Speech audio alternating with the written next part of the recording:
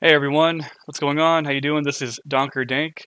So I thought, as a little treat for you guys, maybe I'd re-upload an older Lego video that I made some years ago.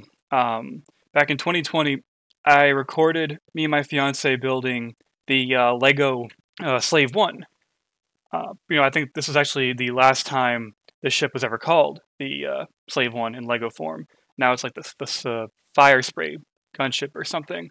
But you'll notice that that video is no longer on my channel because I used what I thought was a copyright-free song, Hungarian Rhapsody Number 2, but apparently it wasn't that copyright-free because we got a little issue with that.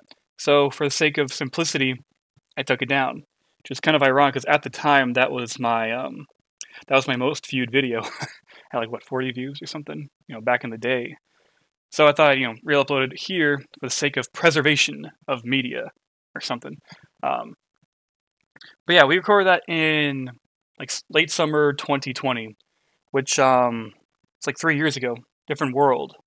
For example, my fiance, who's in the video, back then she wasn't actually my fiance; she was still my girlfriend. I had proposed a bit after that.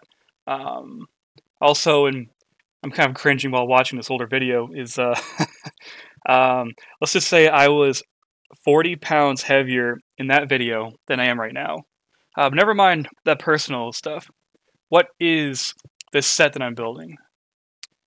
This was part of the 20th anniversary thing that Lego was doing for Star Wars back in the day because Star Wars was like one of Lego's first themes back in like 2000.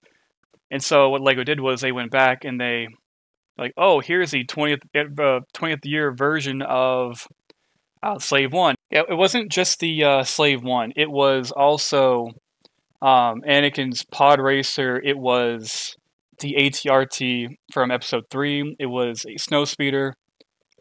It was even this small little Imperial dropship, which never even appeared in any movies or TV or any books or anything. But what do I think of the actual set that I'm building here? Well, this is my first Slave One built. I remember back in the day, back in like 2007, they had like a bigger Slave One that was really cool, but I never got because it was expensive. In fact, this set right here was pretty expensive at the time. However, I got it because we had visited Disney. We went to the Lego store there, and this was actually on discount. It was on sale.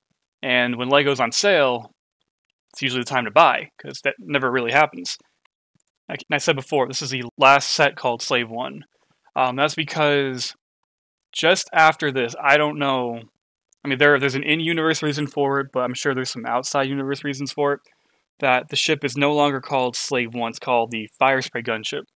The in-universe story, from what I believe, is that in the Book of Boba Fett show, when he gets saved by the Tusken Raiders and they all get like murdered by the gangsters or whatever, he changed the name to pay tribute to them, like to honor them.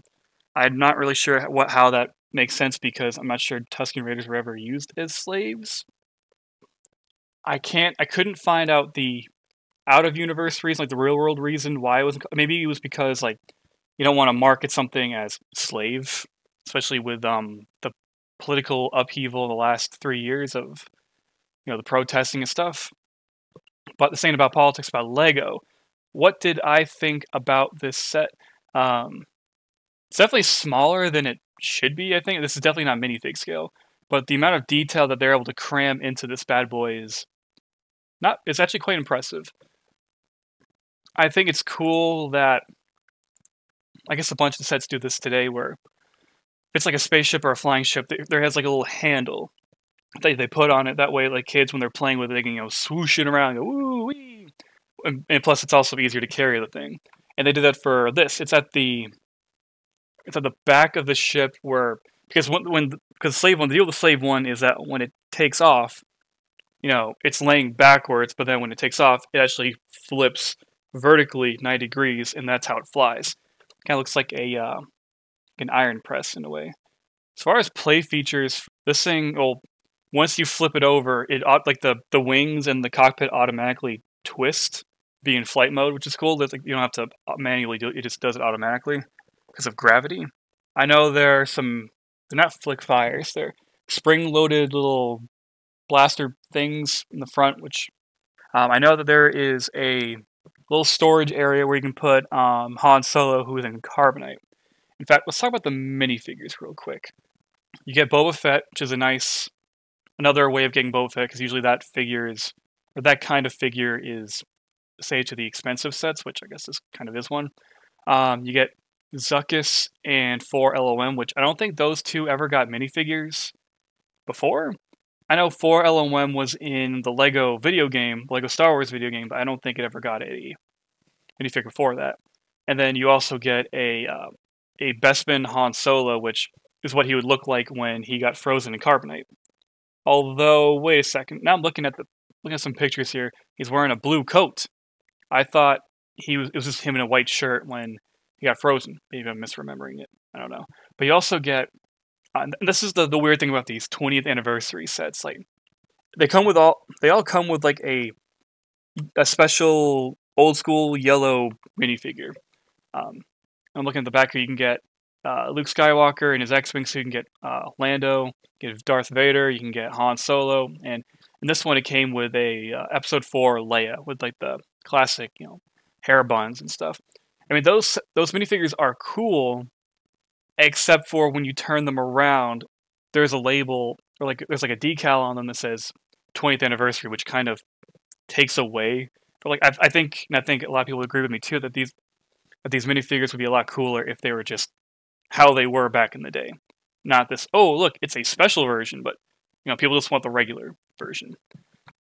It's also cool that the Han Solo minifigure, you can actually, as a twisted, like, you can twist the head apart so it looks like he's asleep, and then you can attach him to the carbonite piece here. It's one big-ass piece, and you store him in the Slave 1, and you're good to go. I mean, maybe I'm just a little nostalgic, but I think I personally prefer the older versions of Boba Fett and I think I prefer the older versions of these minifigures.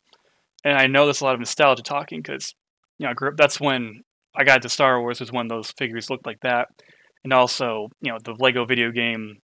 I think that is like one of the most important pieces of Star Wars media for people to enjoy, especially if you're a gamer.